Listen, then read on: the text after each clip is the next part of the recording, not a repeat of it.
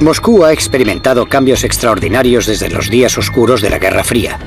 Hoy es un lugar de fabulosa riqueza y de pobreza demoledora. De catedrales de postal y recios complejos residenciales, y también es el telón de fondo para uno de los asesinos en serie más famosos de Rusia. El Parque Bitsa es un bosque extenso que cubre 22 kilómetros cuadrados al sur de Moscú. Es un sitio muy popular, donde los rusos corrientes jugaban al ajedrez o simplemente disfrutaban de un agradable paseo.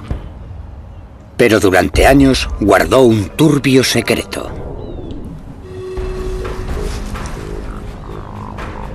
El sábado 15 de octubre de 2005, la policía de Moscú encontró el cuerpo sin vida de Nikolai Vorobiev, de 31 años.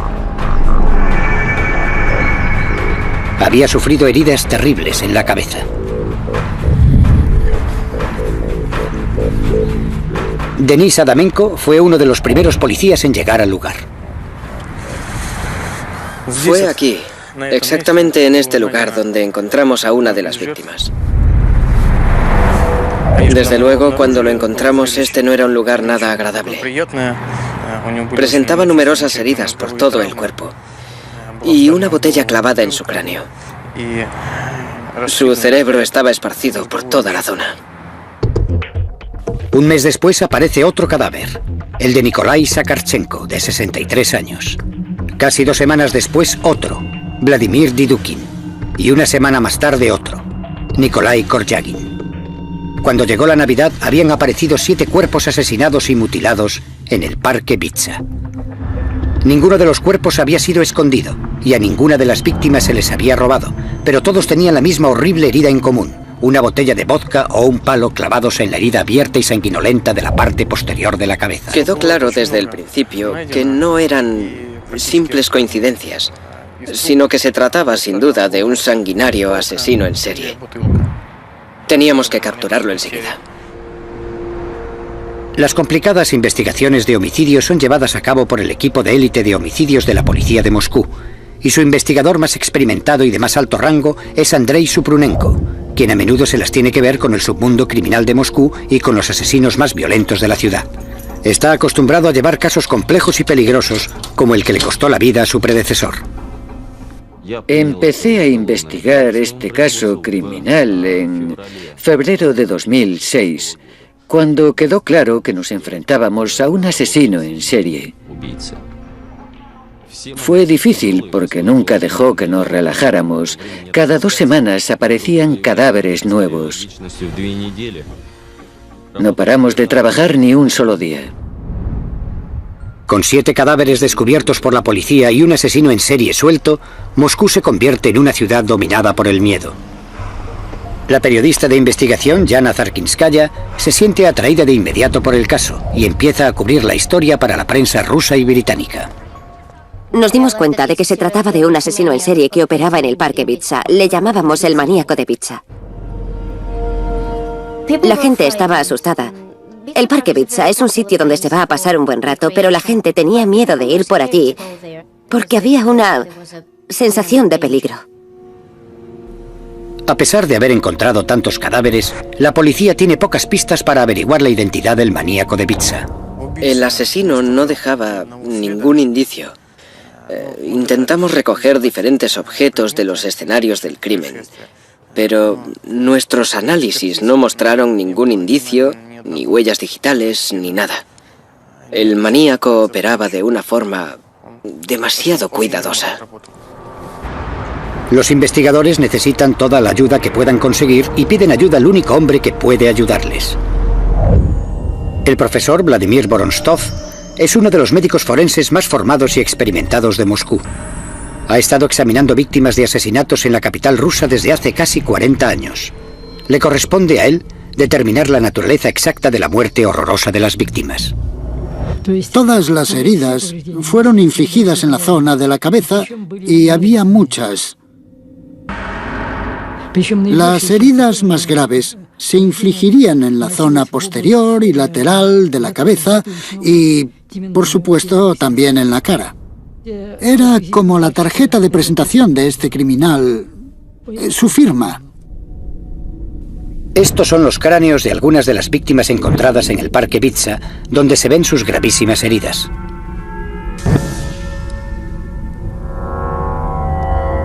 Aunque las pruebas forenses son muy limitadas, el profesor Vorontsov todavía puede determinar el arma que debió usarse. Esta fractura fue causada por un objeto que tenía una arista en forma de ángulo. Podría haber sido un martillo. ¿Pero quién es el asesino que empuña el martillo en el Parque Bitsa? En pocas semanas sucede algo que promete desvelar todo el misterio. Señorita, venga aquí.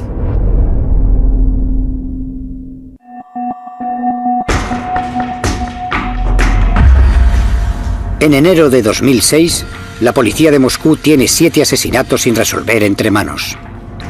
Todas las víctimas han sido golpeadas con un martillo en el Parque Bitsa, al sur de Moscú. Todos con el mismo tipo de herida, el cuello de una botella de vodka clavado en la herida abierta que hay en la parte posterior de la cabeza. Y para el investigador Andrei Supronenko, apenas hay pruebas que conduzcan al asesino.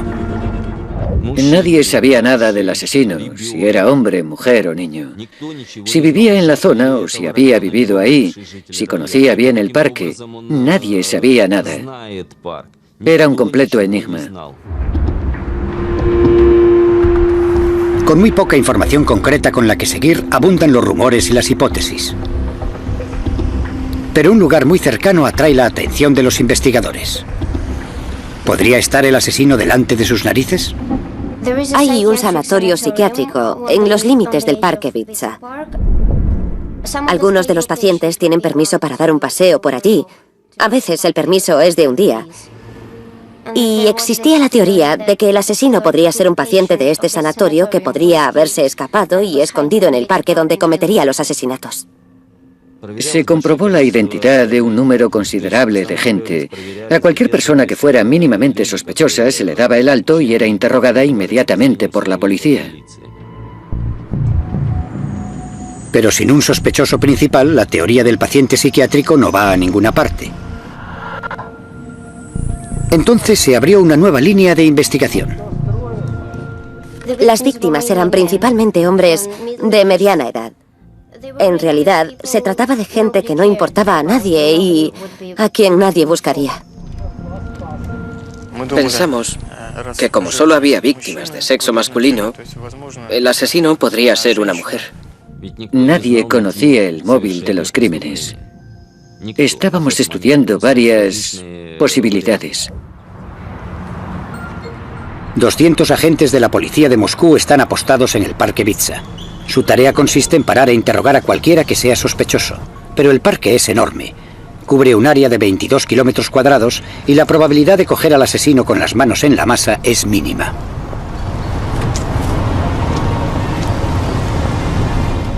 Señorita, venga aquí.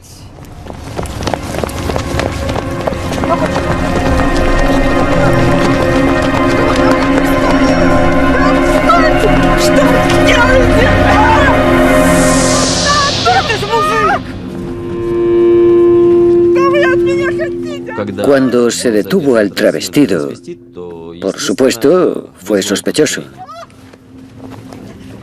Luego, la policía hizo un descubrimiento sorprendente.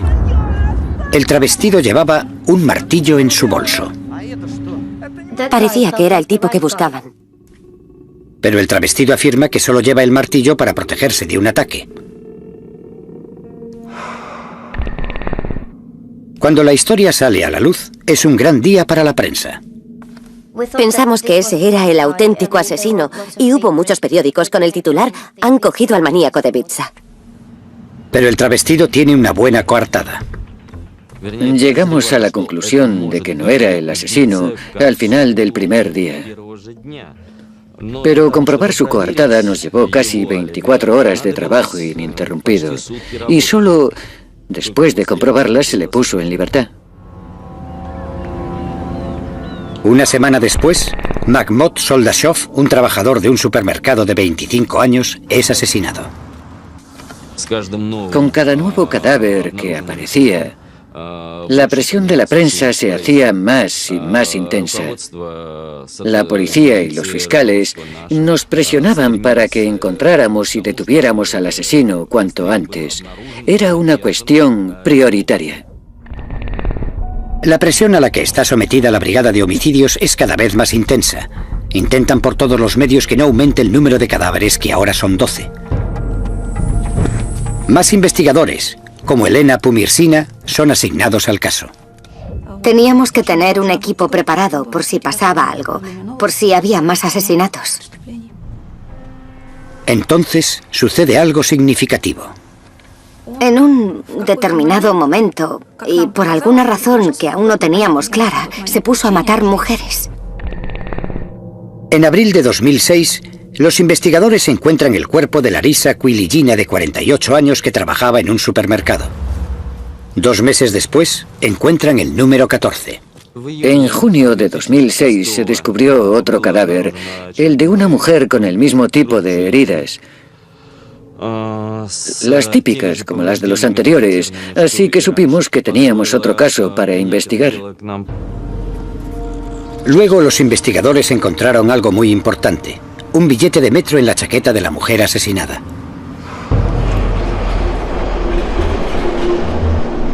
Los detectives ahora empiezan a estudiar detenidamente las grabaciones del metro de Moscú para ver si consiguen averiguar quién viajó con la mujer ese día.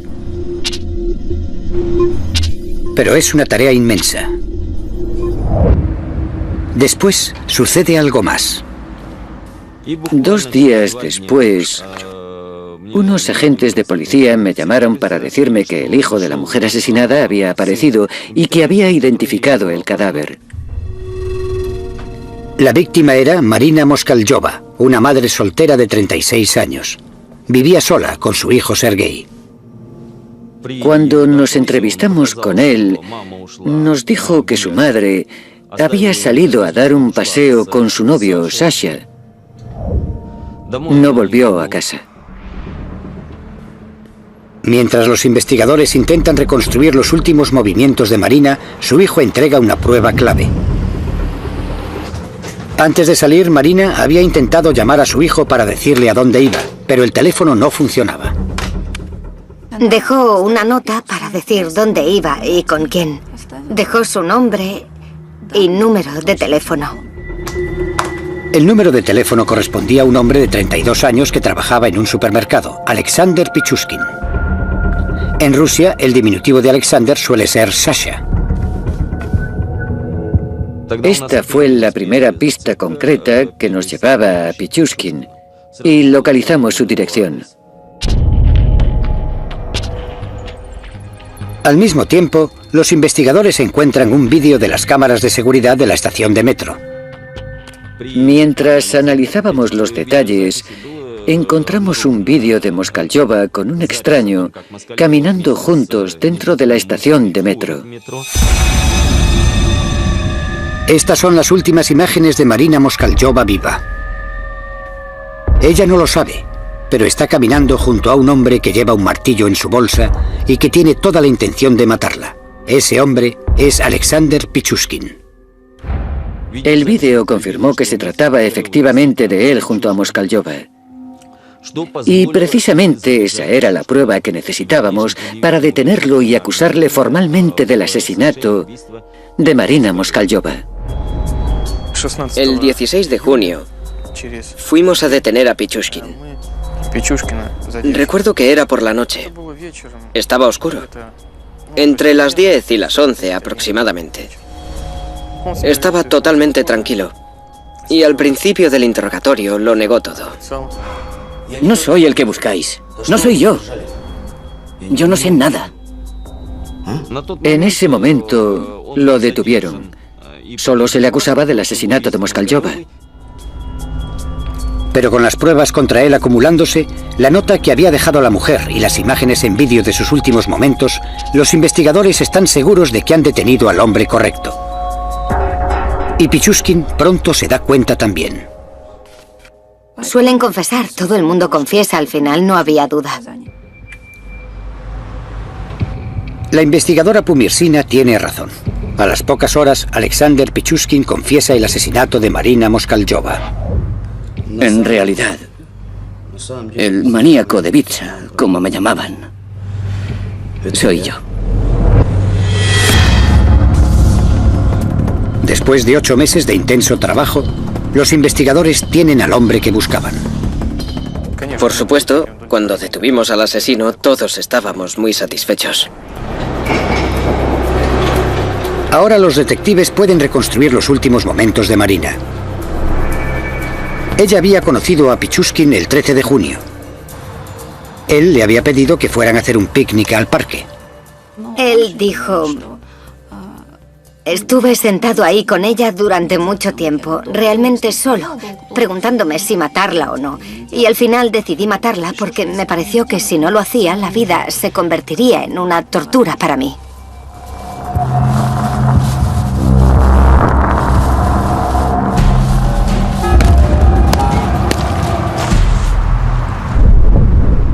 Los investigadores sospechan que Pichushkin ha cometido 14 asesinatos en el parque Bitsa. Pero lo que viene después es una sorpresa absoluta. Por supuesto, ninguno de nosotros podía imaginarse el número real de crímenes que había cometido. Cometí 61 asesinatos. 60 de ellos en el parque Bitsa. Durante 14 años hice lo que me vino en gana.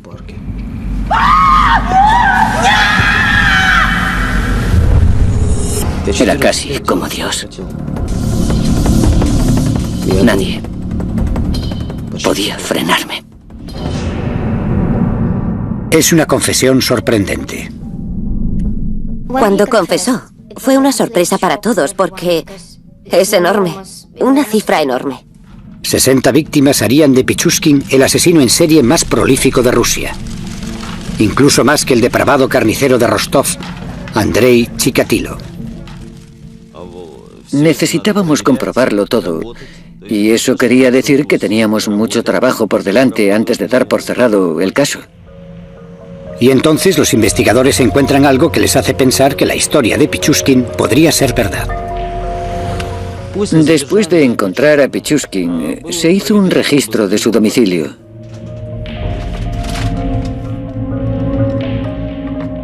Encontramos un tablero de ajedrez con un número pegado en cada casilla. Cada cifra, cada número, era un asesinato. Quería cometer un asesinato por cada una de las casillas del tablero. ¿Pero era cierto lo que dijo en esa extraordinaria confesión? Él podría haber dicho cualquier cosa, pero nosotros no podíamos creer nada a menos que tuviéramos pruebas. Y para conseguir esas pruebas, tendrían que meterse en la mente del asesino en serie más prolífico de Rusia.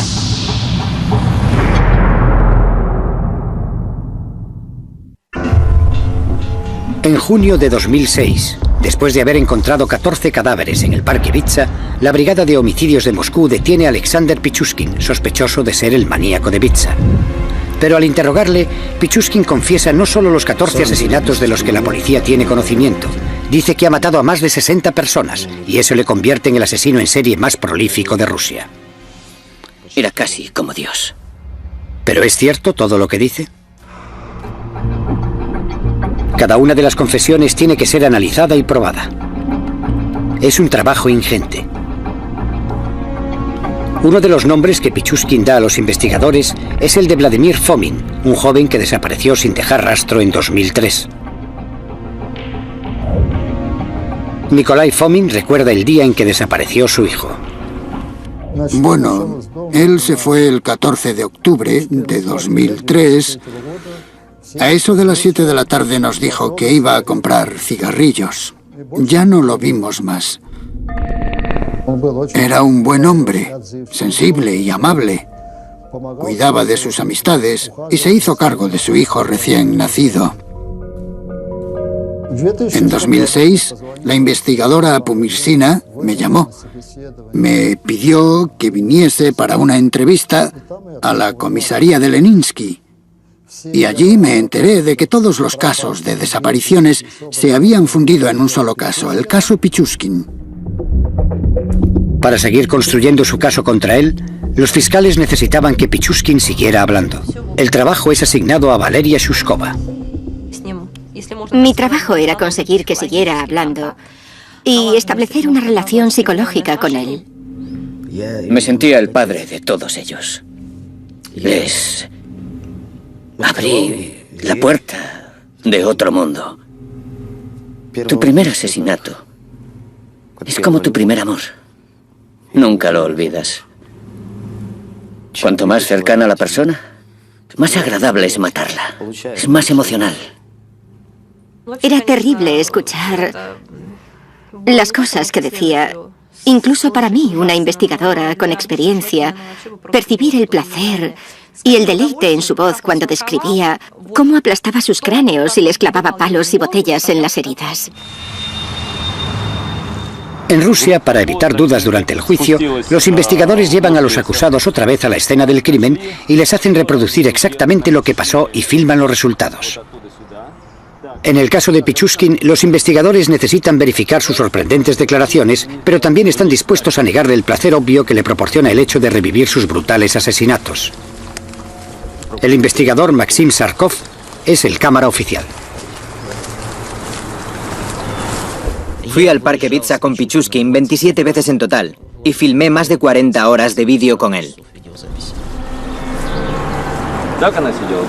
Pichushkin tiene una memoria asombrosa para los detalles de sus crímenes.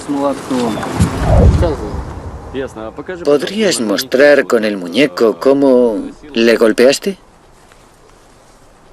Yo estaba aquí, de pie. Saqué el martillo, corrí hacia él y le golpeé. Él gritó.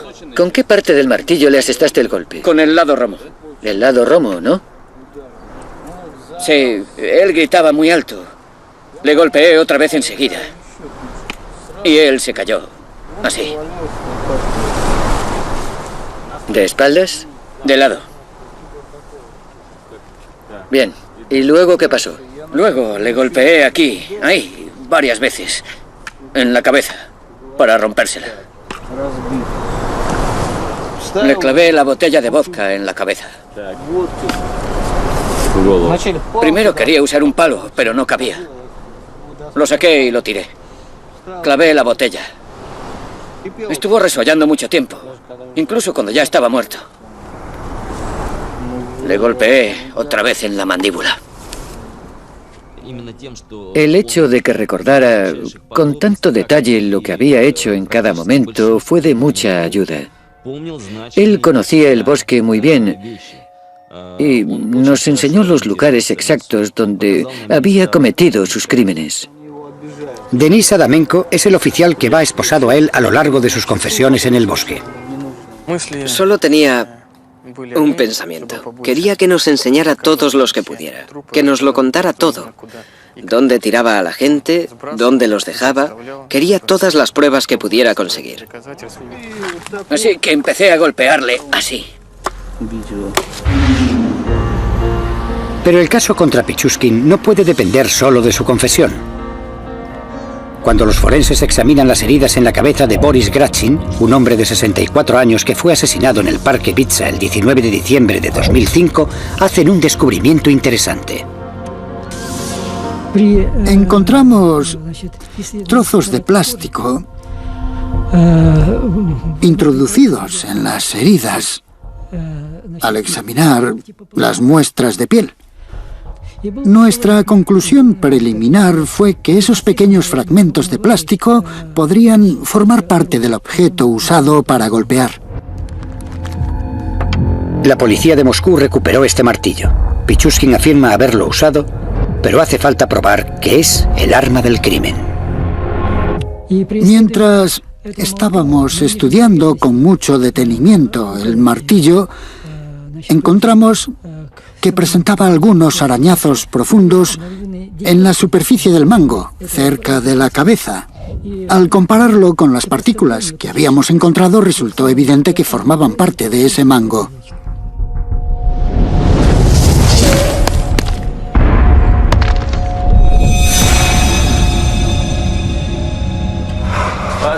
Durante su confesión filmada, Pichushkin reveló muchos asesinatos extraordinarios y también cómo, como asesino, aprovechaba cualquier oportunidad para matar. Todas sus acciones iban encaminadas a cometer tantos asesinatos como fuera posible. El 18 de enero de 2002, Pichushkin conoció a un hombre sin hogar de 40 años llamado Slavin. Le empujé hasta aquí y le tiré al suelo. Y él empezó a decir, ¿por qué me tocas? ¿De qué va todo esto? Así que entonces le levanté por el cinturón y por los pantalones. Así. Le puse así con la mitad de su cuerpo dentro y la otra mitad fuera del balcón. Y luego tiré de sus piernas hacia arriba y se cayó del balcón. Lo siguiente que escuché fue su grito ahí abajo, después de caerse. La gente pensó que se trataba de un suicidio y no de un crimen. Él sabía perfectamente lo que pasaba, sabía perfectamente lo que hacía.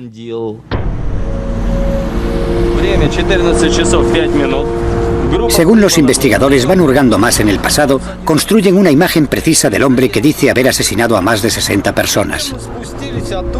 Pichushkin nació en Moscú el 9 de abril de 1974.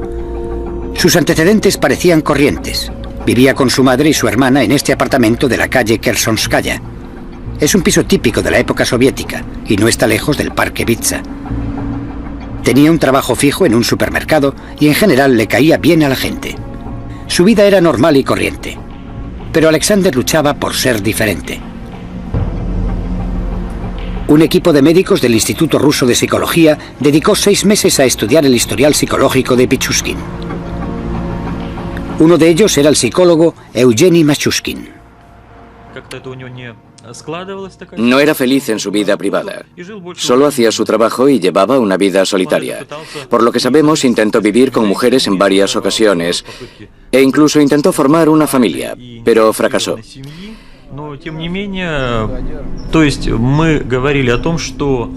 El patrón de conducta del que éramos testigos era muy complicado. Aunque pudimos concluir que existía un cierto patrón, una tendencia al asesinato y a las actividades sádicas y agresivas. La pregunta es, ¿por qué hacía todo eso?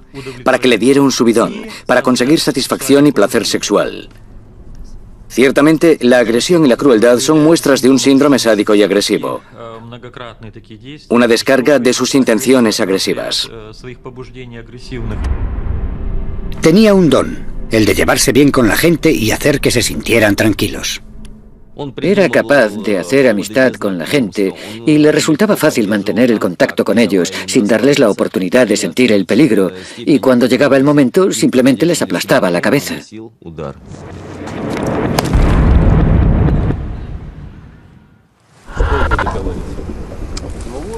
Durante las 40 horas de confesión filmada en el bosque, Pichushkin continúa horrorizando a los investigadores por la naturaleza de sus crímenes. Pichushkin nos llevó al lugar de un crimen del que no sabíamos nada, y allí encontramos los restos de un hombre que nunca había sido descubierto. Los dientes están ahí. Y los huesos. ¿Ves? Queda un maxilar. Aquí hay más huesos. El maxilar pertenece a Oleg Luernenko, un trabajador de San Petersburgo de 36 años.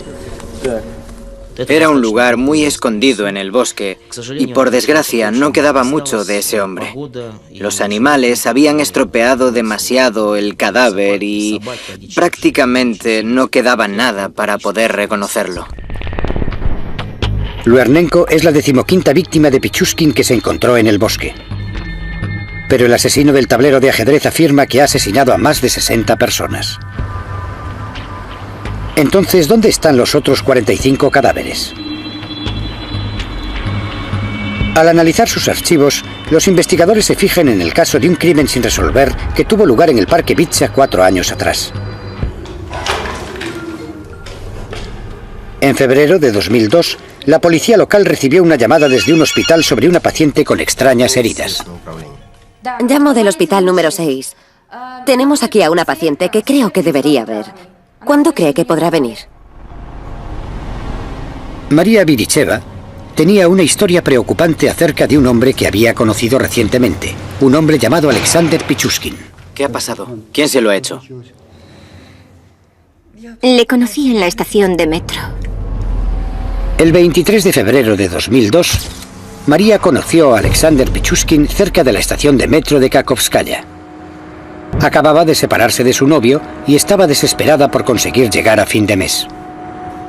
Yo estaba llorando. Él se acercó y me preguntó qué me pasaba. Me ofreció una bebida. Pichushkin se ofreció para venderle unas cámaras. Le dijo que las había escondido en el parque Vitsa. María Viricheva estaba embarazada en ese momento. Me llevó a un lugar muy apartado y me dijo que las cámaras estaban en la alcantarilla.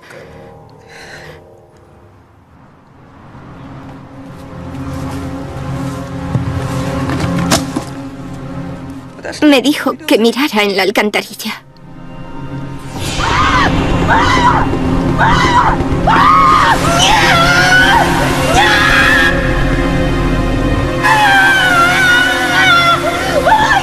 El agua, que corre muy rápidamente, arrastra a Viricheva, que consigue aferrarse a la vida al encaramarse en una alcantarilla en desuso.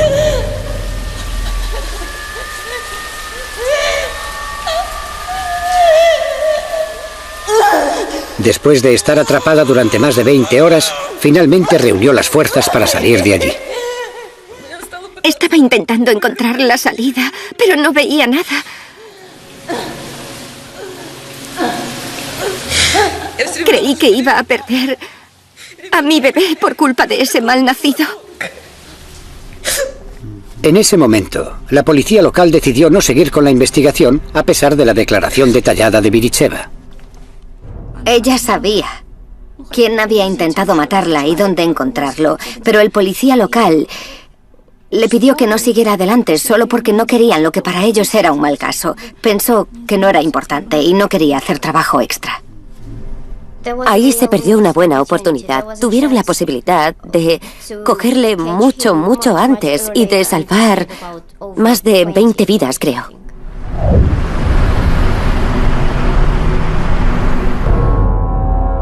Las alcantarillas resultaron ser la clave para descubrir cómo Pichushkin se deshizo del resto de sus víctimas. Alexander, háblanos de esta alcantarilla. Bueno, ahogué a Ludmila y a muchos otros en ella. ¿Cuánta gente? Supongo que 16 o algo así.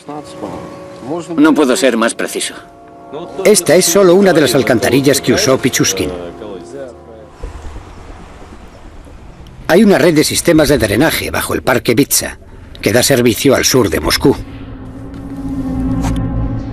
En términos de daños físicos, cuando tiraba a esa gente dentro de las alcantarillas, ellos, si se me permite decirlo, tuvieron bastante suerte, porque su muerte debió suceder casi al instante.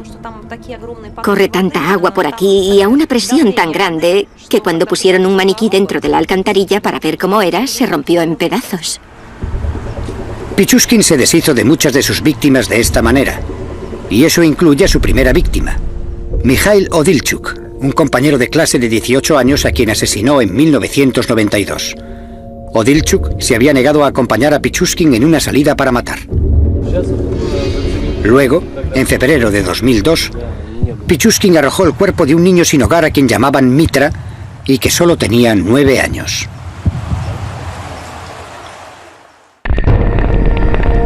Pichushkin afirma que arrojó los cuerpos de unas 43 personas en las alcantarillas que hay bajo el parque Vitsa.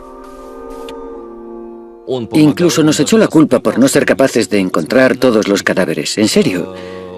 Nos echó en cara que no trabajábamos lo suficiente, que éramos unos vagos. Llegamos a tener que decirle que si no hubiera arrojado los cuerpos a las alcantarillas, si los hubiera dejado sobre la tierra, los habríamos encontrado todos. Pero queda una pregunta. ¿Por qué Pichushkin pasa de tirar los cuerpos a las alcantarillas donde simplemente desaparecen a dejarlos al aire libre donde casi es seguro que los encontrarán? Me dio la impresión de que no podía callárselo por más tiempo y que necesitaba que todo el mundo lo supiera. Quería un reconocimiento público por lo que estaba haciendo. Creo que en el fondo de su corazón quería que le cogieran. Él solo quería la atención y la fama, pero ya no podía callarse más. Alexander Pichushkin está a punto de vivir su momento de fama. Los fiscales de Moscú han construido un caso sólido contra él, con pruebas suficientes para acusarle de 45 asesinatos. Bajo la mirada de los medios de comunicación de todo el mundo, el asesino del tablero de ajedrez se enfrenta a la última partida.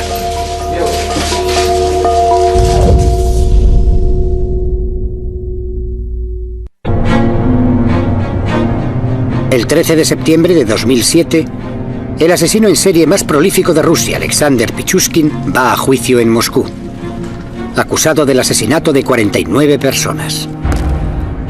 Es la culminación de un impulso de matar que ha durado más de 15 años y que ha mantenido a la ciudad aterrorizada. Yo fui a la vista. Para él fue una verdadera actuación. Él quería la atención y ese era el sitio donde podría conseguirla. Estaba el jurado, la prensa, los fiscales, el juez, y él era el centro de todo. Estaba disfrutando. Lo único que quería era que el jurado estuviera presente en la vista, de manera que tuviera tanto público como fuera posible, y habló con mucho placer en el juicio sobre las cosas que hizo. Realmente disfrutaba. Este es el momento de fama de Pichushkin y actúa como nunca. Le preguntan si se arrepiente de algo. Pichushkin hizo una breve pausa y luego dijo, sí, me arrepiento de una cosa. Me arrepiento de que me arrestaran tan pronto. Estaba planeando matar a otra mujer a los 2 días. Cada día, en el juicio, se vieron unos 6 episodios, 5 o 6 asesinatos. Pichushkin era muy reservado y asentía cuando le hacían preguntas. Sí, lo hice, sí, fui yo. Para todo el mundo era algo espantoso. Pensábamos que al menos pediría perdón a los que había asesinado. Y no mostró ningún remordimiento en absoluto. ¿Pero está cuerdo el hombre que afirma haber matado a más de 60 personas? Una persona demente es incapaz de darse cuenta de las consecuencias de sus acciones, pero aquí las acciones del sujeto tenían un propósito y eran sistemáticas, y era consciente de lo que estaba haciendo. Por eso es por lo que la comisión de expertos llegó a la conclusión de que estaba cuerdo. Después de un juicio que duró 6 semanas, el jurado tardó menos de 3 horas en entregar un veredicto unánime. Y el lunes 29 de octubre de 2007, el juez Vladimir Usov dictó sentencia. En vista de la gravedad de los crímenes cometidos y el excepcional peligro para la sociedad que representa el acusado y para establecer justicia social y evitar nuevos crímenes, la Corte considera necesario sentenciar a Pichushkin por haber cometido crímenes especialmente graves a cadena perpetua. El Estado ruso y el fiscal jefe están orgullosos del resultado. Se ha hecho justicia. Ha recibido el castigo que merecía por sus horribles crímenes. Pichushkin pasará el resto de su vida entre rejas. Los primeros 15 años en una celda incomunicada. Para Nikolai Fomin, la sentencia es una manera de hacer justicia por la cruel muerte de su hijo. No hay castigo mayor que la cadena perpetua. No se puede dar un castigo mayor, así que pasará la vida metido en la cárcel. A pesar del veredicto de culpabilidad, el cuerpo de Vladimir Fomin no se ha encontrado, un hecho que proporciona a la familia un poco de consuelo. Es esperanza. Si no hay cadáver, la persona puede estar viva. Es como en la Segunda Guerra Mundial. La gente que recibía la noticia de que alguien había desaparecido seguía esperando 40 o 50 años. ¿Y si resulta que tenemos suerte? Volverá millonario desde algún sitio, quizá de América. Condenar a Pichushkin había llevado 9 meses de trabajo agotador. Había sido muy duro y estresante. 24 horas al día, 7 días a la semana, un montón de trabajo. Nunca lo olvidaré. Bueno, para mí fue el caso más importante de mi carrera. Me he enfrentado antes con asesinos en serie, pero ninguno era tan cruel y despiadado como Pichuskin. Aunque él sigue afirmando que ha matado a más de 60 personas, la policía nunca ha encontrado los cadáveres. El tribunal tenía pruebas para condenarle por el asesinato de 48 personas. Era una cifra asombrosa. Nunca antes había entrevistado a un asesino en serie con tantas víctimas, pero había tenido casos parecidos. La única diferencia en este caso era que atrajo mucha atención pública. Creo que mató a tanta gente simplemente porque le gustaba matar. Pichuskin era un asesino en serie poco común. Es un cazador típico. Y su única motivación era matar. No había otro motivo, a pesar de lo que algunos pudieran pensar.